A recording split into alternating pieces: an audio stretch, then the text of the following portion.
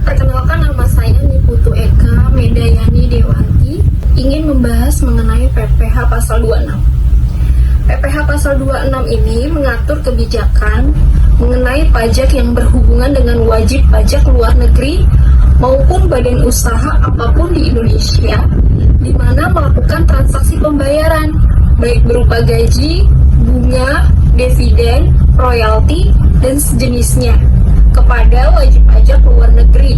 Selanjutnya kita ke objek pajak PPh pasal 26. Penghasilan yang diterima wajib pajak luar negeri apa saja, yaitu yang pertama ada dividen. Nah, dividen ini tidak semua dikenai PPh 26, ada yang tidak dikenai PPh 26 seperti laba yang ditahan. Kemudian yang kedua ada bunga. Bunga ini juga termasuk premium ataupun diskonto. Yang ketiga royalti, sewa, dan pendapatan lain yang terkait dengan penggunaan aset. Yang keempat ada insentif yang berkaitan dengan jasa, pekerjaan ataupun kegiatan lainnya. Yang selanjutnya hadiah dan penghargaan, kemudian ada pensiun dan pembayaran berkala, lalu ada premi swap dan transaksi lindung nilai lain, dan yang terakhir keuntungan karena pembebasan utang.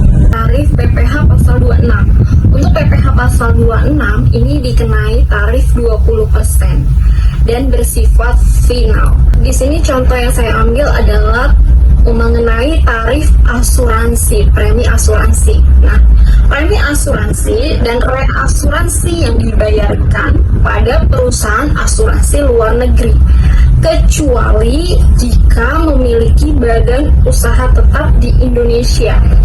Di sini ada 3 tarif mengenai premi asuransi pada PPh pasal 26. Yang pertama, ketika pembayaran pemegang polis ke perusahaan asuransi luar negeri, maka dikenai tarif 50%. Jadi, perkiraannya itu sama dengan 50% dikali premi. Yang kedua, ada pembayaran asuransi. Dia perusahaan asuransi dalam negeri, kemudian membayar ke perusahaan asuransi luar negeri. Nah, di sini tarifnya PPh 26 ini dikenai 10%. Jadi rumusnya perkiraan neto sama dengan 10% dikali premi.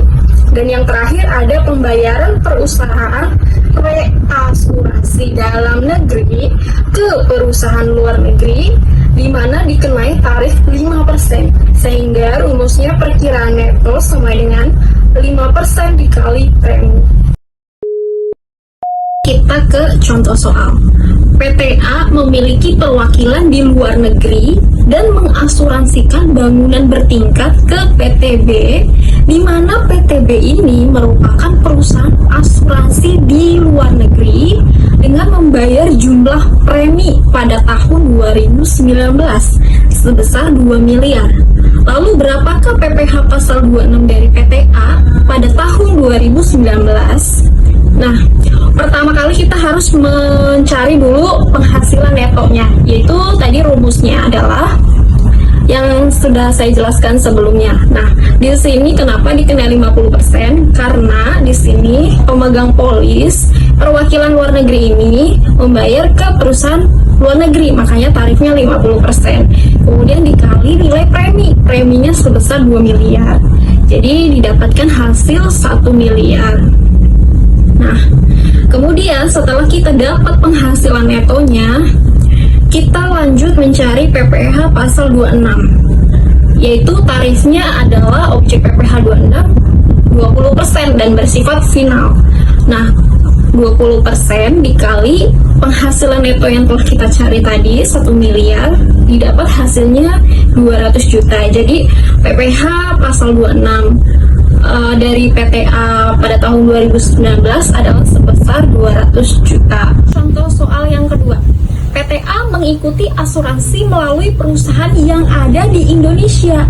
Misal PT Asuransi Raya dengan membayar jumlah premi yang sama sebesar 2 miliar.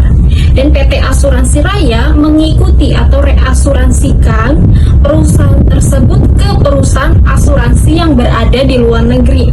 Misalnya PTB dengan membayar premi sebesar 1 miliar. Berapakah PPh pasal 26-nya? mencari terlebih dahulu penghasilan netonya. Perkiraan penghasilan neto sama dengan 10%. Kenapa di sini 10%? Seperti yang sudah saya jelaskan sebelumnya, ketika perusahaan asuransi dalam negeri membayar asuransi ke perusahaan luar negeri yang ada di luar negeri, maka tarifnya itu dikenai 10%. Sehingga 10% dikali preminya di sini adalah 1 miliar. Sehingga didapat 100 juta rupiah.